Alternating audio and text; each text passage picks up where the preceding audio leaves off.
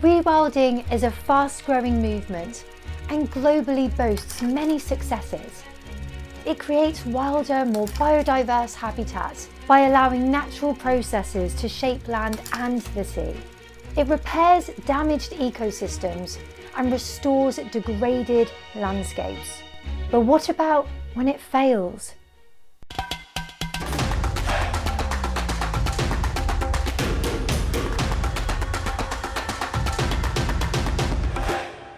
Hi everyone, my name's Abby and you are watching Animal Educate. Today we're going to be looking at rewilding, but the dark side of rewilding, when it goes wrong.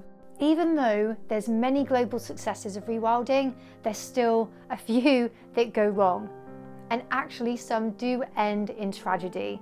A unique nature reserve, which I'm going to refer to as OVP, simply because I can't pronounce the name, became known to be the Dutch Serengeti. In fact, it was even celebrated in a 2013 Dutch film called The New Wilderness.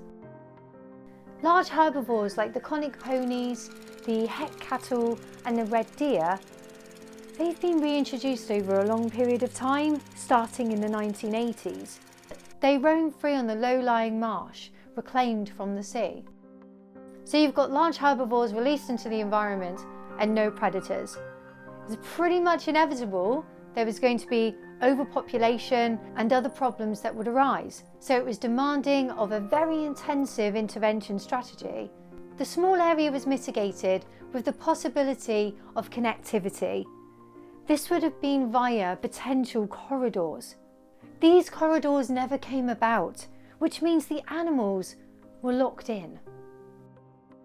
Tragically, in the winter of 2017, over half of the 5,000 plus herbivores lost their life, most as a result of starvation. The OVP is located in the newest province of the Netherlands. The land was reclaimed from the water in 1968. Grey-lag geese colonised the area, which led to the succession of the vegetation. This, like many rewilding cases, had a cascading impact. The geese fed on the grass and their droppings were nutrients for fish, amphibians and invertebrates. And after a few years, the area became an oasis for lots of different bird species. Through all of this rewilding success, there were some concerns that dense woodland would develop and there would be a reduction in value for the waterbird habitat. A Dutch ecologist, Frans Vera, proposed bringing large herbivores into the area. This would vary the geese's grazing. So in 1983, 32 heckcattle, 18 konikponies and 40 reddeer were introduced into the 5,000 hectare fenced area. To avoid unnecessary suffering, the State Forestry Service made the decision to intervene as little as possible and let the animals just be wild. They would only intervene to exterminate animals if they were sick or suffering in any way. All was well, and in September 2017, there were over 5,000 herbivores living in the area. Then tragedy struck when the long cold winter caused over 3,000 of these individuals to die. Around 90% of these animals were shot by the Dutch State Forestry Service, and this was to avoid them dying of starvation. Mortality statistics do vary when you look at how many animals were shot in greater time periods since they were introduced. Animal welfare activists were absolutely outraged with what happened, and they demanded change in the management of the reserve.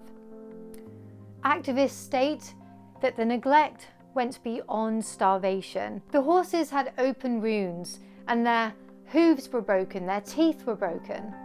The protesters did what they could to help the animals, and in the end, they were throwing hay over the fences to feed them. But they were also putting crosses and coffins in the reserve. Some animal biologists have actually deemed the project as a complete failure.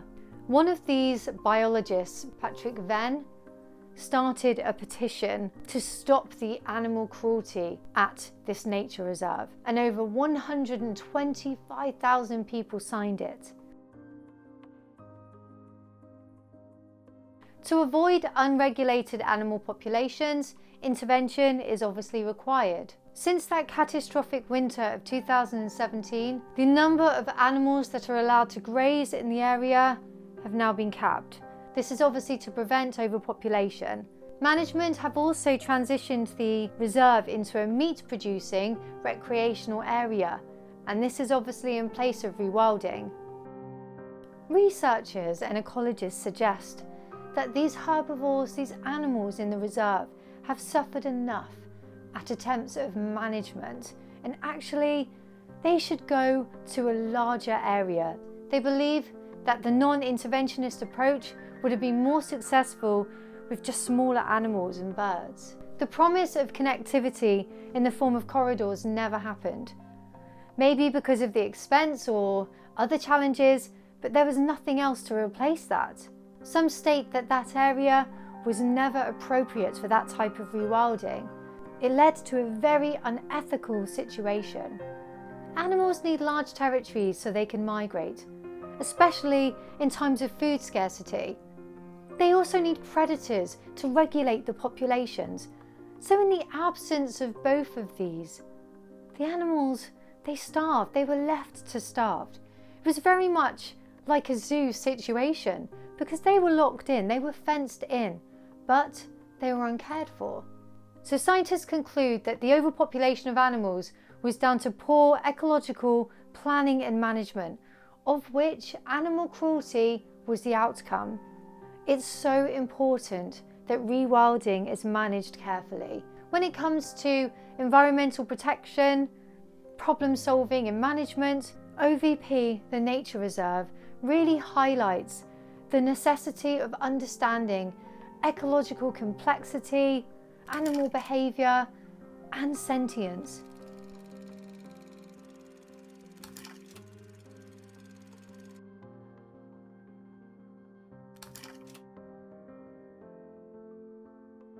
That's it from me today. I really hope you've enjoyed the episode. I know it's not particularly a nice subject to cover, but it's really important to understand rewilding and know it's not always going to be a success story. And we do have to just keep on learning from where we have gone wrong. Please do subscribe to my channel if you haven't already, and do comment below or give the video a like if you've enjoyed. Thanks so much, and until next time.